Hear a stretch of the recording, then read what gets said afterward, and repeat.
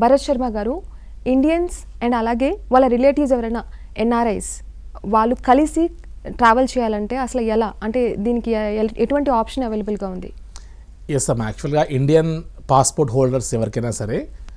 వీరు కైలాష్ యాత్ర చేయాలి అంటే ఇండియన్ పాస్పోర్ట్ హోల్డర్స్ అందరికీ పర్మిట్ అండ్ వీసా ఇష్యూ చేసేటువంటి group permit and group visa ఏదైతే ఇష్యూ చేస్తారో ఈ గ్రూప్ పర్మిట్ అండ్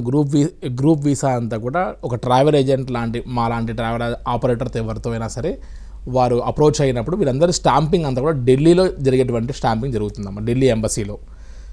కానీ ఇండియన్ పాస్పోర్ట్ హోల్డర్ కాకుండా మన భారతీయులే వెళ్ళి వేరే దేశంలో సెటిల్ అయినటువంటి వారిని other then Indian passport holders, non residential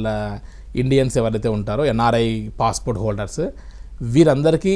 stamping అంతా కూడా కాఠ్మండులో జరుగుతుంది. వీరికి ఖచ్చితంగా కాఠ్మండులో ఈ వీసా ప్రాసెసింగ్స్కి ప్రత్యక్షంగా వారు అట్లీస్ట్ 4 days ముందు కాఠ్మండు వచ్చి ఏదైతే మనం డేట్ ఆఫ్ డిపార్చర్ అనుకుంటున్నామో ఇండియా నుంచి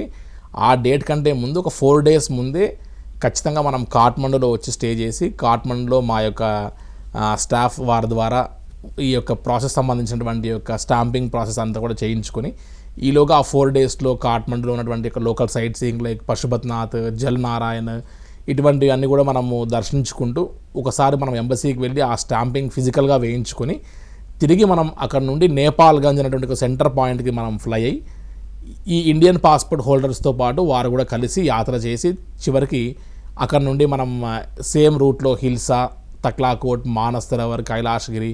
ఇవన్నీ మనం తిరిగి ప్రశాంతంగా తిరిగి వచ్చేటువంటి అవకాశం ఉంటుంది. దీంతోపాటు తిరిగి వారు హైదరాబాద్కు రావాలనుకుంటే వయా లక్నో నుంచి రావచ్చు, లేదంటే కాఠ్మండు డైరెక్ట్గా ఫ్లై అయ్యి వారు ఏ కంట్రీస్ నుంచి వచ్చారో అదే కంట్రీస్ కూడా ఫ్లై అయ్యేటువంటి అవకాశం ద్వారా Indians at the same time other than Indian passport holders ఇద్దరు క్లబ్ అయి కూడా ఈ కైలాస యాత్ర చేయడానికి కూడా ఆప్షన్ ఉంటుందమ్మా.